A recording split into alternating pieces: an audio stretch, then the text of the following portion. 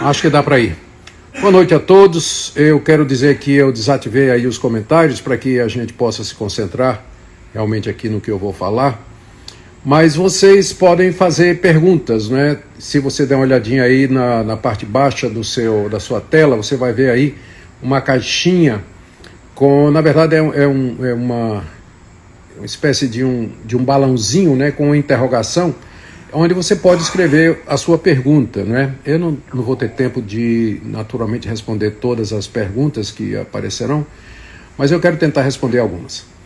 Então, eu queria começar dando uma geral a respeito do que é essa live e do que é que ela trata. Antes, eu preciso fazer uma ressalva. Eu vou dizer minhas fontes, né? Já que eu não estou em Asbury. Eu li vários artigos de pessoas que estiveram lá, de professores da faculdade, de teólogos americanos que conhecem o local. Passei a tarde em contato com um pastor que é amigo meu, que está acompanhando ao vivo o que está acontecendo lá e que ele me deu informações preciosas sobre o que de fato vai estar rolando por lá. E eu próprio também assisti o culto, né, a pregação que deu início no dia 8 ao movimento, e também assisti uma parte do que está acontecendo ao vivo. Então, embora eu não esteja lá, o que seria uma vantagem muito grande, entretanto, eu creio que temos informações suficientes, não para exercer um julgamento, é claro, isso não é o objetivo, mas pelo menos dizer em que o que está acontecendo em Asbury se parece com aquilo que a gente chama de avivamento, e os exemplos de avivamento histórico que a gente tem aí registrado, né? Então eu queria fazer essa ressalva. Essas são minhas fontes e eu creio que elas são suficientes para a gente não dar um veredito, né? Um veredito dizendo assim, isso é coisa de Deus ou isso não é coisa de Deus. Mas pelo menos dizer o que é que parece, tá bom? Essa é a minha intenção aqui. Bom, então vou começar descrevendo para aqueles que porventura não têm a menor ideia do que está acontecendo. Asbury College é uma universidade cristã localizada no estado do Kentucky, lá nos Estados Unidos, e que tem a tradição de toda semana ter capela, né? Ter culto, pelo menos 3 vezes por semana para todos os alunos. Mas o colégio é de tradição metodista wesleyana, e mais da metade dos alunos são metodistas wesleyanos, e eles têm essa prática de, durante a semana, alguma parte do dia, né, eu creio que geralmente é pela manhã, eles se reúnem para a capela. A capela cabe cerca de 1.000 pessoas, alguns dizem 1.500 pessoas. E o que aconteceu no dia 8 desse mês foi que eu inclusive assisti a gravação, né, do culto, né, por assim dizer. O preletor, o pregador, não sei exatamente o que ele era, não sei se era um estudante ou um professor, ele falou, era um sermão despretensioso em Romanos 12, e quando ele terminou, ele convidou as pessoas para virem à frente orar, como é o costume lá, e aí as pessoas começaram a orar e não pararam de orar até agora, né? Então já são 7 dias de oração constante. Não é o mesmo grupo, né? Muita gente saiu, outras pessoas chegaram. Atualmente, o local está sendo visitado por pessoas, inclusive de outros países, né? Muita gente dos Estados Unidos e de outros países também. Caravanas estão chegando. E o testemunho unânime, né, das pessoas que têm falado, pelo menos daquelas que eu li o relato, é que, de fato, há um senso da presença de Deus muito grande ali, enquanto pessoas entram e saem, mas sempre tem gente, às vezes menos 30, 40 pessoas, e de repente está tudo lotado também, não é? Está tudo lotado. Mas a consciência de que há uma presença transcendente, né? Alguma coisa extraordinária acontecendo ali. O que é que está acontecendo ali? Dá para ver, se você está assistindo ao vivo a transmissão, e se você tem acessado informações de quem esteve lá, o que acontece basicamente é pregação, uma pregação simples, bíblica, oração, adoração, louvor, confissão de pecados, quebrantamento, às vezes choro, pessoas ajoelhadas, outras em pé, né? E isso espontaneamente, não tem uma organização, não tem assim uma programação, né? Alguém que está puxando, né? Ou dando o tom disso aí. A coisa aconteceu muito espontaneamente, né? Muito naturalmente. E é marcado também pela ausência de determinadas manifestações que geralmente se associa à palavra avivamento. Então, até agora, não tem manifestações de línguas, de profecias, de visões, sonhos, curas, embora eu tenha ouvido relato, na verdade eu devia voltar atrás nisso aqui, eu vi relatos de pessoas que foram curadas. Não é que foram convidadas a vir à frente para serem curadas, quem quisesse ser curado viesse à frente, não é? E também não tem ninguém lá se propondo a curar, mas simplesmente pessoas foram curadas durante o encontro lá, né? Estando lá presente, isso aconteceu. Que é o mesmo fenômeno que eu conheci quando estive na década de 80 na África do Sul, e eu estive no local de um reavivamento entre os Zulus na África do Sul, em Kwasisa-Bantu, e lá vi muitos relatos disso aí. As pessoas iam para a reunião, local da reunião, do avivamento, e não pediam isso, não iam em busca disso e voltavam curadas, pessoas aleijadas, cegas, pessoas com doenças graves e que foram curadas durante o culto, durante a pregação, né? Então, parece que alguma coisa do gênero está acontecendo ali, mas é muito discreto, né? Foi apenas uma pessoa que me informou sobre isso. Então, mas é marcado pela ausência dessas manifestações que geralmente o pessoal associa a avivamento, né? Não tem gente caindo no chão, gente se prostrando, gente gritando, dançando. Não, é tudo muito quieto, muito tranquilo. Aquele senso da presença de Deus, as pessoas confessando pecados e coisas dessa natureza. Então, não é a primeira vez que isso acontece no Asbury College. Essa universidade é conhecida por movimentos assim desde o início desse século. O primeiro aconteceu em 1905. Depois teve mais 2 ou 3, um deles é bem marcante, né, que impactou a cidade toda, não impactou a cidade toda, produziu efeitos extraordinários e, portanto, não é a primeira vez que isso acontece ali no Asbury College. Já é, se não me engano, a 4ª ou 5ª vez. Bom, voltando lá, no dia 8, quando o movimento começou, que ninguém queria, os alunos não queriam sair da capela para ir para as aulas, alguns dos professores mais antigos, que já tinham participado do último, que foi, se não me engano, em 2006, eles reconheceram e pensavam que a coisa estava se repetindo, né?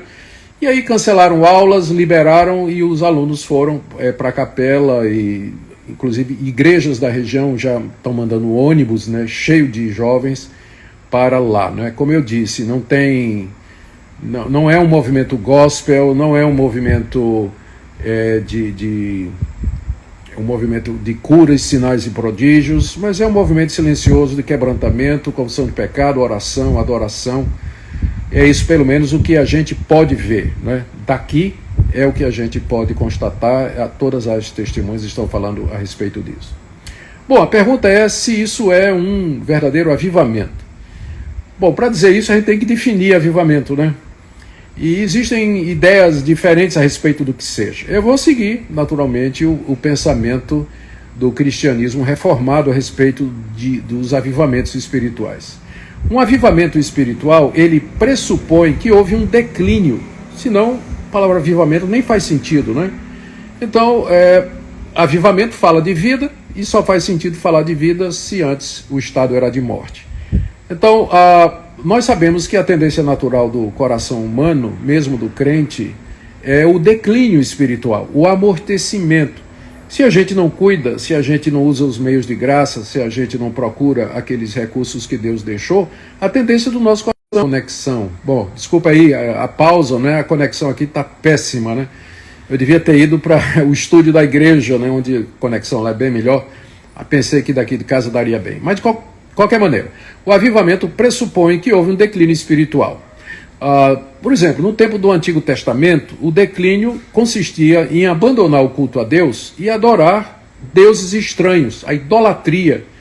E o avivamento era exatamente a reforma que era feita quando Deus levantava um juiz, um rei, temente a Deus, que acabava com a idolatria e trazia o povo de volta ao culto a Deus. Então, no Antigo Testamento, esses reavivamentos eram parecidos com reformas religiosas, não é? No Novo Testamento, a partir do período do Novo Testamento, o declínio das igrejas se percebe com o esvaziamento dos cultos, especialmente das reuniões de oração, os filhos dos crentes desviados, falta do interesse em missões, a aceitação da agenda do mundo, falta de fervor e intenso no uso dos meios de graça, os cultos monótonos e a pregação da igreja totalmente irrelevante, não tem nada a ver, nada a ver com a realidade e nada ajuda as pessoas, não é?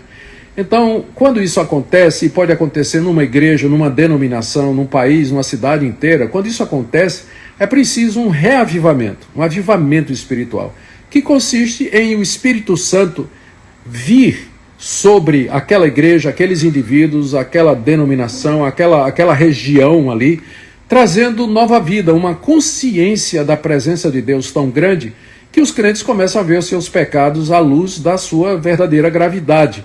E eles se quebrantam, se arrependem, confessam esses pecados, pedem perdão a Deus, se reconciliam, fazem restituição, colocam sua vida em ordem em Deus. Há uma mudança de vida resultante dessa consciência da presença de Deus tão grande que eles de fato veem a situação terrível da gravidade dos seus pecados e arrependidos eles querem mudar. Muito importante num reavivamento espiritual é você observar o seguinte: já que o avivamento espiritual é uma obra do Espírito Santo, e o Espírito Santo glorifica Cristo, como Jesus mesmo disse, que quando ele viesse, ele nos guiaria a pessoa de Jesus, o Espírito não se exalta, mas ele exalta a pessoa de Cristo. Então, o verdadeiro avivamento espiritual, ele produz a centralidade de Cristo, ele leva as pessoas a Jesus. Então não é só quebrantamento, arrependimento, confissão de pecado, mas uma nova apreciação da pessoa de Cristo, o que ele fez na cruz, a sua beleza, a sua majestade, a sua pessoa adorável, sua pessoa amável, e a pessoa fica, o crente, né, que num avivamento espiritual verdadeiro, ele sente esse gozo, essa alegria, esse amor profundo ao Senhor Jesus Cristo. Então, o avivamento espiritual, como o nome está dizendo, é quando o Espírito traz uma nova vida a igrejas, indivíduos que se encontram amortecidos pelo pecado, pela dureza de coração, pela idolatria e pelo mundanismo e uma série de outros fatores. Movimentos de avivamento vêm acontecendo regularmente através da história da igreja. Eu considero a Reforma Protestante talvez o maior de todos os reavivamentos espirituais desde o tempo dos apóstolos, porque consistiu no retorno à palavra de Deus, na exaltação da pessoa de Cristo, na simplicidade do culto, no quebrantamento, no arrependimento, mudança de vida, mudou continentes. A Reforma Protestante impactou a política, a economia, a sociedade em geral. Então, eu considero a Reforma Protestante como um exemplo, né, de um grande avivamento espiritual. Depois da Reforma Protestante, no tempo da pós-reforma, né, que a gente chama às vezes o tempo dos puritanos, no século XVIII houve dois grandes avivamentos espirituais. Um acontecendo na Inglaterra, Escócia e País de Gales, com nomes conhecidos como George Whitefield, que era calvinista, e John Wesley, que era arminiano. Ambos instrumentos de Deus num grande avivamento espiritual na Inglaterra e que transbordou para os Estados Unidos, especialmente através do ministério de George Whitefield, lá nas 13 colônias que deram origem à nação americana. Não é? Esse é o tempo também de Jonathan Edwards, um teólogo calvinista, pregador, que foi instrumento de Deus num grande avivamento. Na verdade, durante o ministério dele, ele viu pelo menos 3 grandes avivamentos espirituais e escreveu talvez o livro mais importante para nós sobre essa questão do que é um verdadeiro avivamento, que é a respeito das afeições religiosas. Ele destrincha as emoções religiosas e ele mostra quais realmente indicam uma ação de Deus e quais as que não indicam necessariamente uma ação de Deus. O livro já está traduzido, né, para o português há bastante tempo E você que tem interesse deveria procurar esse livro de Jonathan Edwards, As Afeições Religiosas, porque é um clássico a respeito desse assunto. Então, pois bem, no século XVIII, tiveram esses dois grandes avivamentos espirituais. No século XIX, teve muitos outros, né, mas eu estou dizendo os mais conhecidos. No século XIX, você tem o segundo grande avivamento nos Estados Unidos, dessa feita, abrangendo e durando cerca de 50 anos, né, abrangendo vários estados da federação. E na época quem se destacou foi o pregador Charles Finney, cuja teologia é questionável. Ele era pelagiano, tinha alguma coisa errada na teologia dele, que não me cabe aqui agora falar, mas se você quiser saber o que eu penso sobre isso, vá na internet, Charles Finney, Augustus Nicodemos, e você vai encontrar alguma coisa minha sobre isso. Mas o ponto é que no tempo de Finney, então, houve esse grande avivamento espiritual chamado Segundo Grande Despertamento, né? E que produziu os movimentos de santidade, especialmente entre os wesleyanos metodistas. E daí, no século XX, você tem grandes avivamentos, como, por exemplo, o que aconteceu no início do século XX na Coreia, na cidade de Pyongyang. Na época, as Coreias estavam unificadas, não tinha essa divisão de Coreia do Norte e Coreia do Sul, e tudo começou com a reunião de oração de homens presbiterianos, né? Pois é, para quem acha que presbiteriano não sabe o que é avivamento, né? E começou lá na cidade de Pyongyang, 1000 homens orando, e de repente houve confissão de pecados, arrependimento. Eu prefaciei um livro intitulado O Pentecostes Coreano, onde você pode ler a respeito desse avivamento espiritual que produziu a conversão de milhares de coreanos, a ponto de que a igreja presbiteriana durante muito tempo foi a maior igreja evangélica da Coreia, não é? Hoje eu creio que ela já perdeu essa posição, mas isso não importa. O que importa é que Cristo seja pregado. Também avivamentos foram relatados na China no século XX, não é? E na China talvez tenha mais do que a gente pensa, porque o Partido Comunista não permite a liberação de informações, não é, a respeito do Estado religioso. Então é possível até de que a igreja na China seja maior do que nos Estados Unidos, e nós não sabemos, né?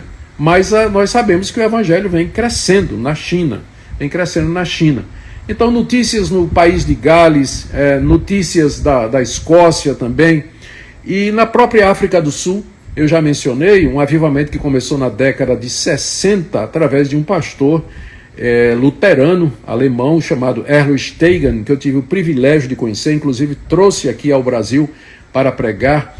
E foi um momento extraordinário. Eu estive lá na região do avivamento em 3 ocasiões, e foi realmente extraordinário. Quando eu visitei lá o avivamento entre os Zulus, o apartheid estava em pleno vigor, e era uma coisa brutal de ver, não é? A fila de pretos e fila de brancos, né? Cidades de pretos, cidade de brancos, igrejas de pretos e igrejas de brancos. E lá na região do avivamento havia um templo para 10.000 pessoas lá, né? Reuniões extraordinárias, né? Coisas assim, está na própria presença de Deus quase. Foi lá que eu vi, na África do Sul, a remoção do racismo e de toda animosidade, pretos e brancos adorando juntos, na mesma fila para o almoço, conversando como irmãos, sem qualquer restrição, sem nada, não é? Porque a gente sabe que esses problemas, eles têm origem no coração. E o avivamento mesmo, a obra genuína do Espírito Santo, tende a ir lá na raiz do problema e mudar e transformar o coração das pessoas. Então, historicamente, nós poderíamos apontar para diversos movimentos que nós chamaríamos de despertamento espiritual ou reavivamento espiritual. E aí, naturalmente, né, vem a pergunta, então, o que é que esses movimentos têm em comum, não é? O que é que caracterizaria alguma coisa como um verdadeiro avivamento espiritual? Eu diria a centralidade da palavra de Deus. Já falei sobre a centralidade da pessoa bendita do Senhor Jesus, consciência de pecado, arrependimento, confissão e mudança de vida, santidade. Então, eu creio que estas são as características de um verdadeiro avivamento espiritual, e essas características estão presentes nesses movimentos que eu falei aí historicamente, não é? Falei historicamente. Muito bem, e aí vem a pergunta, não é, se o que está acontecendo lá no Asbury College é alguma coisa que se encaixaria nessa definição de avivamento. Para aqueles irmãos que acham que avivamento tem a ver com línguas, sinais, prodígios e coisas do tipo, então o que está acontecendo lá não é um avivamento, porque não tem nada disso, por enquanto, acontecendo lá. Mas tem essas coisas aí que eu mencionei. A pregação da palavra, a arrependimento, a oração, a confissão de pecados, há testemunhos de pessoas dizendo que se converteram, e muita gente se convertendo e mudando de vida, né, dizendo isso. Então eu creio que é seguro a gente dizer que, pelas evidências até agora, o que está acontecendo em Asbury parece ser um avivamento genuíno, se comparado com os demais avivamentos históricos que já foram mencionados, porque lá se percebe essas coisas que eu acabei de mencionar. Pode ser emocionalismo? Claro. Não seria a primeira vez que pessoas confundem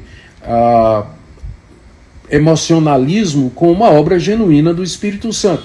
E é compreensível, porque nós somos religiosos por natureza, nós somos feitos para andar com Deus, para adorar a Deus. Nós somos seres religiosos, nós vivemos coram Deo, diante de Deus, quer creiamos nele ou não. Então há uma tendência, o coração humano ele pode produzir emoções religiosas sem que isso seja uma obra do Espírito Santo. Pessoas que não são crentes podem se emocionar, elas oram os seus deuses, elas praticam boas obras, elas têm a sensação da existência de alguém superior. Então, a gente precisa ter cuidado, porque existe sim a possibilidade de que as emoções, elas não procedam, os sentimentos religiosos, eles não procedam de uma obra legítima do Espírito Santo no coração da pessoa, ou de uma igreja, ou numa região, mas é o resultado da religiosidade humana. E aí a pergunta, não é como então a gente pode saber? Eu creio que a resposta está naquilo que Jesus disse, né? Pelo fruto conhecereis. Já que uma das características principais do avivamento espiritual é a santificação, é a mudança de vida, e a mudança de vida só pode ser percebida e aferida com algum tempo, eu creio que a resposta definitiva a essa questão, se o que está acontecendo em Asbury é realmente um avivamento da mesma categoria dos reavivamentos espirituais, do segundo grande avivamento na Inglaterra, avivamento nas 13 colônias e tudo mais, só o tempo vai poder dizer. Nós esperamos, né, na expectativa, com muita alegria, que esse fruto apareça, porque até agora todos os sinais apontam para que se trate de um verdadeiro mover do Espírito de Deus, mudando o coração, transformando vidas, trazendo glória para a pessoa do Senhor Jesus Cristo e assim avançando o reino de Deus no mundo. Alguém me perguntou, se alguém comentou que poderia ser uma catarse coletiva, né? Catarse coletiva é quando várias pessoas se apoiam, conversam entre si e desabafam umas com as outras com o fim de encontrar paz, tranquilidade e leveza, né, para os seus corações. Eu não acho que o que está acontecendo lá é uma catarse coletiva, né, algo só de natureza emocional. Eu creio que primariamente é alguma coisa de natureza espiritual. As pessoas estão lá buscando reconciliação com Deus e reconciliação com o próximo. O resultado disso é leveza de alma, é paz, é alegria, é êxtase, é júbilo, e que você pode chamar, se quiser, de catarse, mas em si, eu não creio que é um fenômeno apenas psicológico, pelos sinais que eu já demonstrei e que eu já vi aqui.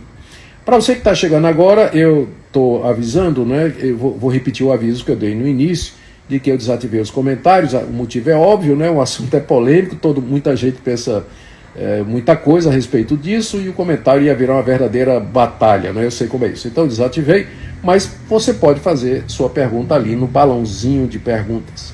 E agora eu vou tentar começar a responder algumas perguntas, porque eu não queria me demorar muito, né? Não queria me demorar muito aqui nessa noite. Então vamos ver algumas perguntas aqui. Então, tem uma pergunta aqui do David Tenório. Devemos conclamar a igreja no Brasil para orar por isso também? Sim, eu creio que sim, não é? Nós podemos orar por um avivamento. Na verdade, eu já venho orando, eu sei que tem muitas outras pessoas que já vêm orando há bastante tempo por isso, por um legítimo avivamento espiritual. Mas enquanto o avivamento não vem, nós vamos trabalhando, não é? Porque Deus não opera somente em avivamentos, Ele opera através dos meios naturais, no dia a dia, pelo trabalho dos crentes, dos pastores, dos membros das igrejas, de testemunho, evangelização e assim por diante. Mas um avivamento espiritual é um extra, né? É alguma coisa extraordinária e devemos sim orar para que Deus nos mande um avivamento espiritual de magnitude nacional. Aqui tem a pergunta do Silas. Ele diz assim: ouvi dizer que o Brasil seria o próximo celeiro do avivamento espiritual. Existe fundamento para isso? Olha, Silas, ninguém pode prever, porque uma das características do avivamento espiritual é que ele é imprevisível. O Espírito Santo é soberano. Ele sopra onde quer. Veja o que está acontecendo em Asbury. Considerando que é um avivamento espiritual genuíno, começou num culto da capela dos estudantes que acontece normalmente toda semana. Não foi planejado, não tinha um grande pastor, um nome evangélico, um cantor gospel, um teólogo conhecido. Ninguém fez propaganda, ninguém divulgou nas mídias sociais. Era uma coisa rotineira e de repente começou. Então, quem pode prever? Deus é soberano nisso. A gente ora para que Deus dê um avivamento, mas a gente se submete à vontade de Deus, porque como o próprio Jesus Cristo disse, né? O vento sopra onde quer, você ouve a sua voz, mas não sabe de onde ele vem, nem para onde ele vai. E ele estava se referindo à obra do Espírito Santo. Vamos ver aqui mais uma pergunta. Aqui tem uma afirmação do Eliezer Jardim. Ele está dizendo: para mim isso é o mais próximo de um avivamento genuíno, sem loucuras e cultos irracionais. Concorda? Concordo sim, Eliezer, até agora, pelo que a gente tem visto e ouvido, e eu espero que permaneça assim, tem tudo para ser um verdadeiro avivamento espiritual, sem aquelas loucuras e absurdos que as pessoas associam à ação do Espírito Santo de Deus. Aqui tem uma pergunta da Rosiane: podemos pressupor que o avivamento seria uma evidência para a volta imagino que de Cristo, não é? Porque eu não estou conseguindo ler aqui. Olha, Rosiane, eu creio que antes da vinda do Senhor Jesus, duas coisas vão estar acontecendo. Lembra que Jesus Cristo disse que o amor de muitos haveria de esfriar. Então é o oposto de um avivamento. Então eu creio na apostasia. Antes da vinda de Cristo, a igreja, uma grande parte da igreja vai apostatar, vai abandonar a verdadeira fé, vai esfriar no amor. Mas também Jesus disse que o evangelho seria pregado em todo o mundo, o que pressupõe uma igreja avivada. Então você vai ter as duas coisas: uma parte da cristandade apóstata e uma parte avivada pregando o evangelho. Então, avivamentos espirituais, eles apontam para a futura vinda do Senhor Jesus Cristo, mas nós não podemos usá-los para marcar data, dizer assim: olha, está tendo um grande avivamento lá em Asbury, então Jesus vai voltar logo. Nós não podemos fazer isso, não é? Nós não sabemos quantos avivamentos ainda o Senhor vai nos dar até a vinda dele, tá bem? Eu estou tentando aqui ver uma outra pergunta, mas está complicado aqui. Achei aqui. Vocês me perdoem, nem sempre eu consigo acertar. Tenho aqui uma pergunta da Raquel Gomes: só poderemos atestar que é um avivamento após alguns anos? Eu não diria alguns anos, né?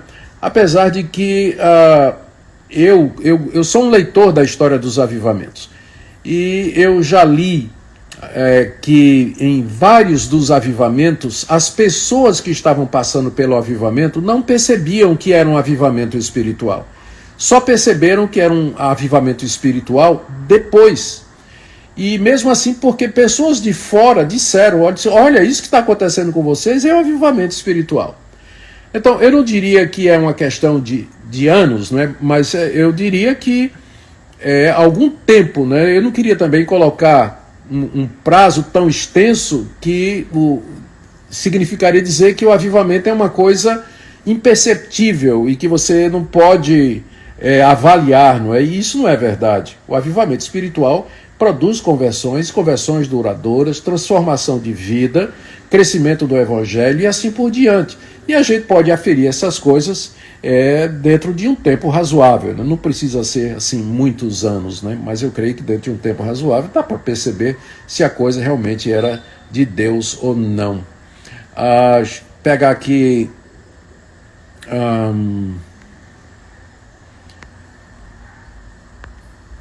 tem uma pergunta interessante. Pastor Cleiton Nunes, boa noite, pastor. O senhor não acha que por conta das redes sociais isso acaba perdendo a originalidade? Pastor, você sabe que essa é uma das minhas preocupações, não é? Porque essas pessoas, esses jovens lá em Asbury, eles estão conscientes de que o que está acontecendo lá está no centro da atenção mundial. E sabe qual é o risco disso? Vaidade, soberba.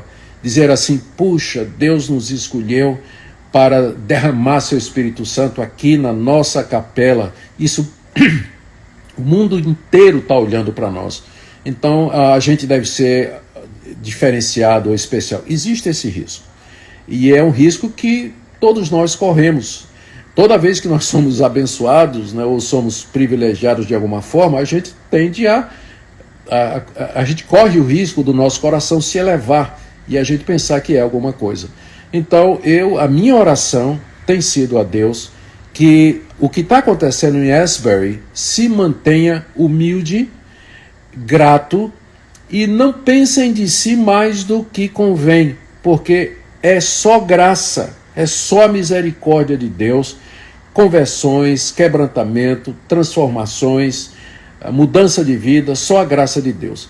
Então, nós devíamos orar por aqueles jovens para que Deus desse humildade, reconhecimento da soberania de Deus e da graça de Deus, e para que eles continuassem na simplicidade do que está acontecendo até agora. Se você assistir a transmissão ao vivo, né, dos cultos, você vai ver que é algo extremamente simples, não é?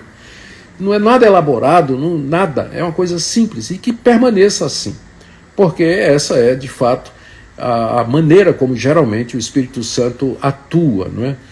Nos corações, quebrantando, mudando e transformando. Vamos ver aqui mais uma pergunta. Né? É brincadeira, né? Rafael Souza, jogar na Mega Sena é pecado. Ô, Rafael, a gente tá falando de outra coisa aqui, rapaz. Aqui tem uma pergunta da Lígia Oru. Por que tantos de nós estamos questionando a autenticidade da obra do Espírito Santo? Somos incrédulos? Não seria mais fácil reconhecê-lo? Ô Lígia, veja só, se só houvesse o Espírito Santo no mundo, então seria realmente incredulidade e ofender a Deus a gente tentar avaliar se o que está acontecendo é dele. Mas não existe só o Espírito Santo no mundo. Existem os espíritos imundos, que são os anjos caídos e os demônios, e existe o espírito humano, que está manchado pelo pecado e que produz efeitos pecaminosos e sensações pecaminosas. É por isso que a Bíblia manda que a gente examine todas as coisas. É por isso que o apóstolo João nos diz lá na sua primeira carta: amados, não creiais em todo espírito, mas provai se os espíritos procedem de Deus. Então a própria Bíblia nos conclama a examinar as manifestações espirituais. Não é pecado, nem é incredulidade, a gente olhar para o que está acontecendo em Asbury e procurar discernir se aquilo é uma obra de Deus, porque existem avivamentos falsos, existe emocionalismo, existem fake imitações, como Lutero dizia, o diabo é o macaco de Deus, o que Deus faz, o diabo imita. Então é preciso muita cautela Por um lado, a gente não pode ser cético, não é incrédulo, a ponto de não acreditar em nada, mas por outro, a gente não pode ser crédulo, acreditar em tudo que aparece por aí como se fosse realmente procedente de Deus, quando o próprio Jesus Cristo nos disse: cuidado, virão falsos profetas, fazendo sinais e prodígios em meu nome, e se possível enganariam até os eleitos. O próprio Jesus advertiu a gente para ser cauteloso, para a gente examinar todas as coisas.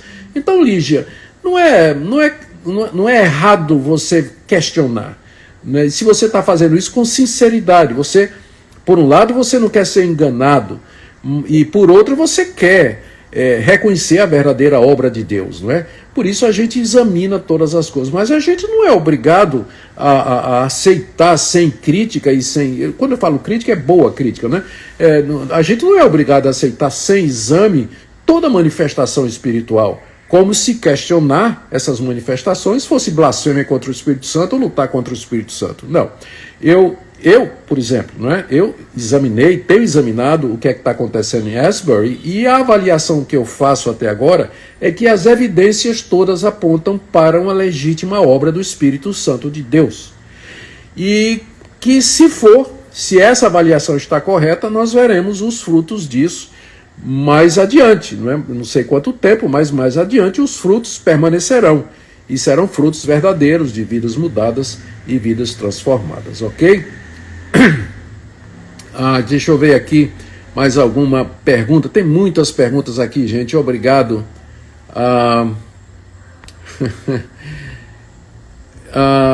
Aqui tem uma pergunta do Pablo. Estou há 3 horas, devo ir lá? Você iria se estivesse perto? Claro, eu tive vontade de pegar um avião aqui e ir para lá para ver. Aliás, eu aproveito aqui para lembrar que o grupo Adelphos, que são queridos irmãos nossos brasileiros reformados que moram nos Estados Unidos, eles estarão presentes lá, creio que nessa sexta-feira, depois da manhã, e para ver em loco o que está acontecendo, e eles ficaram inclusive de mandar a opinião deles e tudo mais, né? Então minha saudação aqui para o Samuel Vitalino, para o Fernando Almeida, para o Charles Oliveira, queridos irmãos do grupo Adelphos, né, que vão estar por lá visitando. Então, se eu pudesse eu iria, não é? Se eu pudesse eu iria. Vários amigos meus ali da região estão indo também. O meu querido irmão e amigo, o reverendo Elias Medeiros, lá de Mississippi, deve estar indo para lá também, para ver o que é que está acontecendo, e depois nós teremos a opinião em loco, né, desses queridos irmãos. Muito bem, vamos continuar aqui.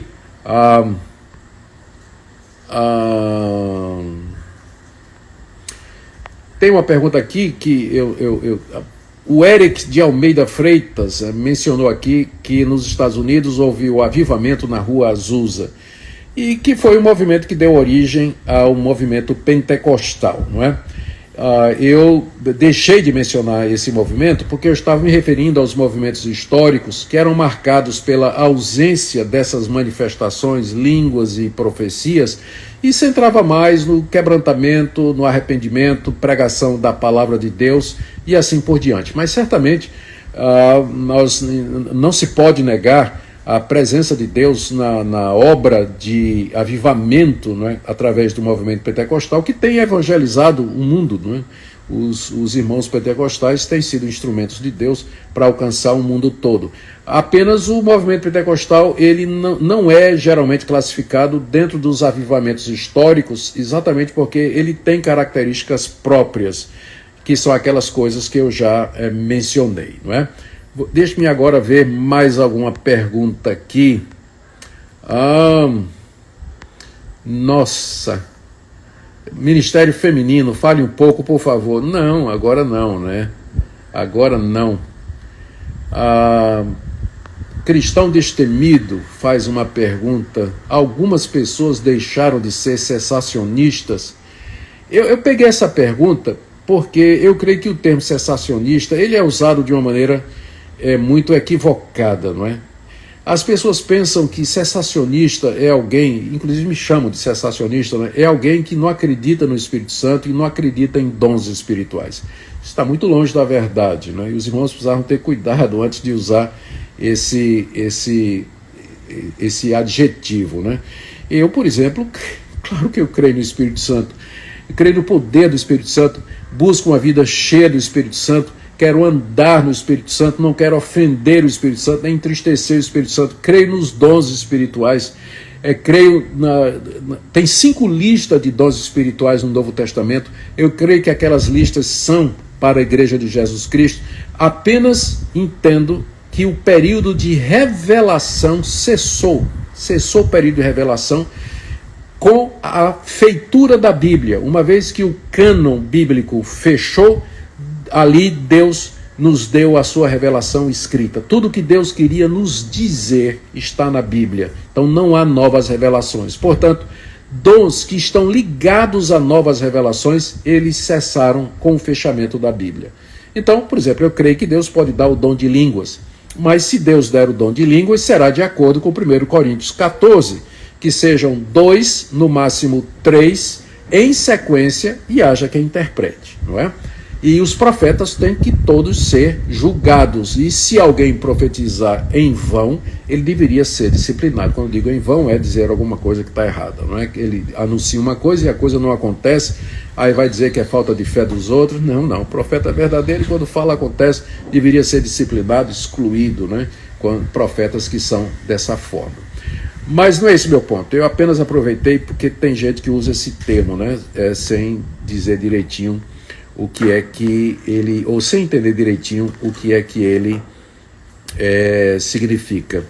E agora vamos para o final. Vou apenas responder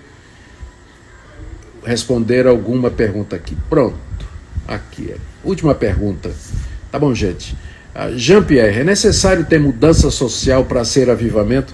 Eu não diria que é necessário, mas eu quero dizer que muitos dos avivamentos espirituais que aconteceram historicamente, eles produziram mudança social. Pega, por exemplo, a Reforma Protestante, que eu já disse que, na minha opinião, é o maior avivamento já acontecido depois do período dos apóstolos. Houve mudanças sociais profundas na Europa, na cidade de Genebra, onde Calvino ministrava.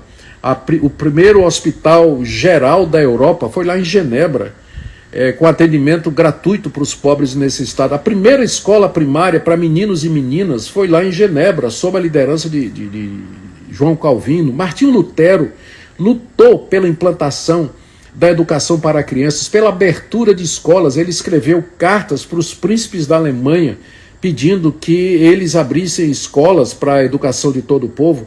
Então, todo avivamento espiritual, porque ele muda o coração das pessoas, ele vai mudar o coração também de juízes, governadores, senadores, políticos, educadores, não vai? Ele muda. Porque essas pessoas se convertem durante um avivamento espiritual. E, naturalmente, eles vão levar para o trabalho deles essa nova visão de mundo, a cosmovisão espiritual cristã. E que vai, então, ao longo prazo, impactar a sociedade de diversas maneiras. Então, isso aconteceu no passado, né? O grande avivamento nas 13 colônias que deram origem aos Estados Unidos provocou mudanças e impulsionou a matriz desse país, né, que é os Estados Unidos da América, que durante muito tempo eu creio que ainda é o maior país evangélico do mundo, né? Talvez perdendo para a China, né, como eu já mencionei. Então, não é que, às vezes, o avivamento ele é localizado. Eu vou contar aqui uma experiência pessoal minha, e com isso eu vou terminar, não é? Uma vez eu fui pregar numa igreja, e aqui na cidade de Recife, isso faz alguns anos já, e era aniversário da igreja, eu tinha que pregar sábado à noite, domingo de manhã, domingo à noite. Preguei sábado à noite, preguei domingo de manhã, domingo à tarde eu fiquei doente, fiquei gripado. Pensei em dizer para o pastor, olha pastor, eu não vou hoje à noite, porque eu não estou em condições, mas eu pensei, é só mais um pouco, né? E aí termina, fecha o meu compromisso. Aí eu fui, não tive nem tempo de preparar o sermão. E aí quando chegou a hora de pregar, a igreja cheia, eu falei durante 15 minutos sobre uma devocional que eu tinha, a minha leitura diária da Bíblia, né, que é aquela passagem de Mateus que Jesus diz que se você trouxer ao altar a sua oferta e lembrar que seu irmão tem alguma coisa contra você, vá se reconciliar com seu irmão e depois traga a sua oferta. Então eu falei daquilo ali, da necessidade de reconciliação para poder prestar culto a Deus e tudo mais, e me sentei procurando um buraco para me esconder, porque para mim foi o pior sermão da minha vida. Aí o pastor da igreja se levantou para terminar o culto, quando alguém levantou a mão lá no meio da igreja. Gente, numa igreja presbiteriana, isso é inusitado, né? Alguém levantou a mão, era um diácono chamado Otton Guanais Dourado Filho. Ele era filho do meu professor de teologia, de pregação lá no seminário, era diácono. Ele pediu a palavra e veio até o púlpito, pegou o microfone, virou-se para o pastor da igreja e disse: pastor, eu quero pedir perdão ao senhor, porque eu venho falando mal do senhor pelas costas. O pastor ficou surpreso e pediu perdão, aceitou o pedido de perdão, quando outra mão se levantou. Eu estava vendo isso lá de cima, né? Outra mão se levantou, era uma moça. Ela ficou em pé e gritou para outra moça do outro lado da igreja: fulana, eu também tenho falado mal de você, quero pedir perdão a você. Aí outra mão se levantou, mesma coisa, confissão de pecado. Fizeram fila ali em frente ao púlpito, de gente subindo ao púlpito para pedir perdão, para se reconciliar. Choro. A reunião foi até meia-noite. Até meia-noite. Eu não fiz apelo, não chamei ninguém para confessar pecados, não é? Nada, mas de repente aquele quebrantamento veio sobre a igreja, com aquela confissão de pecados. Eu vi coisas, né, pecados terríveis sendo confessados, e a igreja depois abriu, né, e começou a reunião de oração toda segunda-feira, todos os dias, às 5 horas da manhã, durante 5, 6 horas da manhã, durante algum tempo, né, algumas semanas, meses, né, e sempre bem frequentada. E daquilo ali eu sei que saíram muitas conversões, reconciliações e tudo mais. Eu creio que aquilo foi um legítimo mover do Espírito Santo. Aliás, por sinal, né, depois, no domingo seguinte, eu preguei o mesmo sermão, né, na minha igreja, e não aconteceu absolutamente nada, né? Porque é soberania do Espírito Santo de Deus, né? Soberania do Espírito Santo de Deus. Mas eu estou dizendo isso para ilustrar que, às vezes, isso foi um pequeno avivamento espiritual, um despertar no coração dos crentes, que não produziu nenhuma mudança social significativa, né? A não ser na vida daqueles irmãos que se reconciliaram, se abraçaram e passaram a andar juntos. Mas às vezes isso acontece também. Tá bom, gente? Muito bem, muito obrigado pela participação de vocês. Espero que essa live tenha ajudado vocês a refletir, a meditar e especialmente a desejar que alguma coisa semelhante aconteça no nosso Brasil. Gente, avivamento tem a ver com quebrantamento, mudança de vida, arrependimento, transformação. Não vamos confundir expressões esdrúxulas, fenômenos carismáticos como sendo a raiz do avivamento, porque não é, gente. A igreja de Corinto era uma igreja em que havia manifestação de todos os dons espirituais, mas o apóstolo Paulo disse: vocês são carnais, eu não posso considerar vocês como espirituais. Está lá em 1 Coríntios capítulo 3. Busquemos o Senhor Jesus, nosso Salvador, em confissão de pecados e em fé, e que Ele derrame sobre nós o seu Espírito poderosamente. Muito obrigado pela sua presença, pela sua audiência, um grande abraço, boa noite para você, que Deus nos abençoe.